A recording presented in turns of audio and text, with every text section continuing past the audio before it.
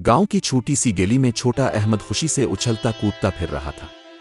आज चांद रात थी और हर तरफ रौनकें ही रौनकें थीं। बाजार रंग बरंगी रोशनियों से जगमगा रहे थे, दुकानों पर रश लगा था और हर कोई ईद की तैयारियों में मसरूफ था। अहमद भी बेहद खुश था क्योंकि सुबह ईद थी। इसने नए कपड़े खरीद लिए थे, जूते चमका लिए थे और उम्मी ने इसके लिए मज़े मज़े के पकवान बनाने का वादा किया था। मगर अचानक इसकी नज़र गिल्ली के कोने में बैठे एक गरीब बच्चे पर पड़ी जो हसरत भरी नज़रों से दूसरे बच्चों को देख रहा था। अहमद कुछ लम्हे रुका, फिर दिल में कुछ सोचकर घर भाग गया। चंद मिनट बाद वो वापस आया। इसके हाथ में अपने नए जूते और कपड़ों का एक जोड़ा था। इसने वो कपड़े और जूते इस बच्चे को दिए और कहा, अब तुम भी खुशी से ईद मना सकते हो।